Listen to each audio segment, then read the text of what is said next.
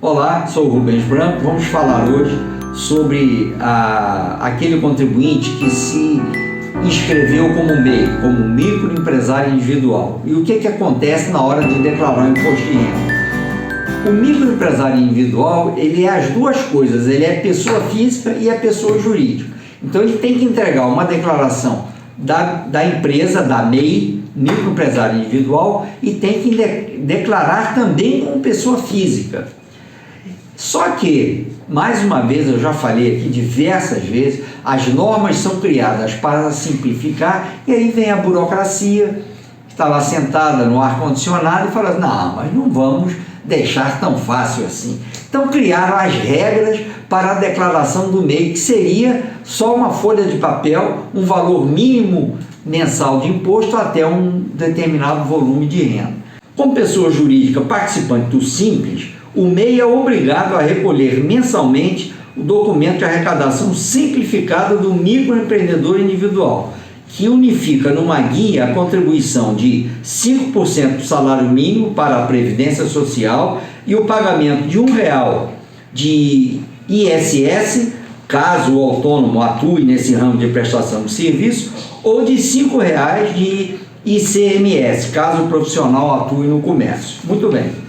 No papel de pessoa jurídica, o microempreendedor individual também deve entregar a declaração anual do Simples Nacional todos os anos. As obrigações, entretanto, não acabam aí. Como pessoa física, o MEI também pode ter de preencher a declaração do imposto de renda até pagar o tributo, dependendo do caso.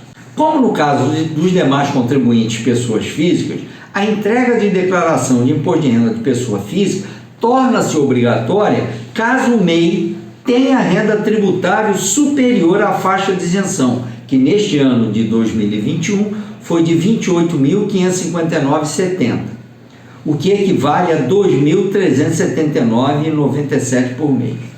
Caso o MEI ou algum de seus dependentes tenham recebido auxílio emergencial em 2021, este limite, que é R$ 28.559, cai para R$ 22.847, ou seja, R$ 1.903,98 por mês. Caso o MEI não receba salário, a renda tributável equivale ao lucro evidenciado, o quanto sobra para gastos próprios após o pagamento dos custos do empreendimento. Para chegar a esse lucro, entretanto, o MEI deve pegar as receitas brutas anuais, tudo que o negócio gerou de dinheiro no ano anterior e subtrair todos os custos relacionados ao empreendimento, ou seja, luz, água, telefone, compra de mercadorias, aluguel, etc. Com base nesse lucro, o MEI deverá seguir uma série de passos para calcular quanto vai pagar de imposto de renda. Isso porque ele deverá subtrair desse lucro uma parcela da receita bruta que é isenta do tributo e que varia conforme o ramo de atividade. Somente então o programa gerador calcula o imposto que o MEI precisará pagar. Primeiro, calcula a receita bruta do ano anterior, subtraia todas as despesas relacionadas ao negócio. Pegue a receita bruta e aplique o seguinte percentual para calcular a parcela isenta de imposto: 8% da receita para comércio, indústria e transporte de carga, 16% da receita para transporte de passageiros, 32% da receita para serviços em geral. Depois disso, preencher o valor da parcela isenta na seção rendimentos isentos, lucros e dividendos recebidos pelo titular, isso na declaração de pessoa física. Calcular a parcela tributável do lucro, rendimento tributável, subtraindo o lucro evidenciado da parcela isenta. Preencher o valor da parcela tributável na seção rendimentos tributários recebidos de pessoa jurídica. O programa gerador calcula o imposto de renda a pagar com base nas alíquotas de imposto de renda da pessoa física, que é 7,5%, 15%, 22,5% ou 27,5%, dependendo do montante. A alíquota é progressiva. Quanto mais o microempreendedor lucrar acima da faixa de isenção, mais imposto pagará. Caso o contribuinte tenha outros rendimentos fora do MEI, deverá informá-los na mesma declaração. Isto porque não é possível fazer duas declarações com o mesmo número no cadastro de pessoas físicas, uma declaração só.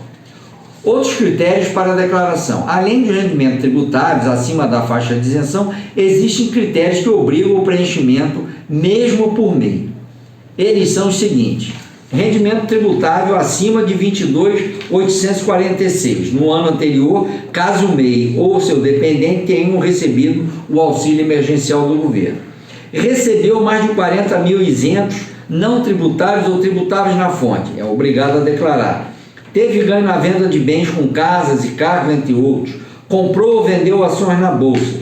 Ganhou mais de 142.798 em atividades rurais. Ou obteve prejuízo rural a ser compensado no ano calendário de 2021 ou nos próximos anos.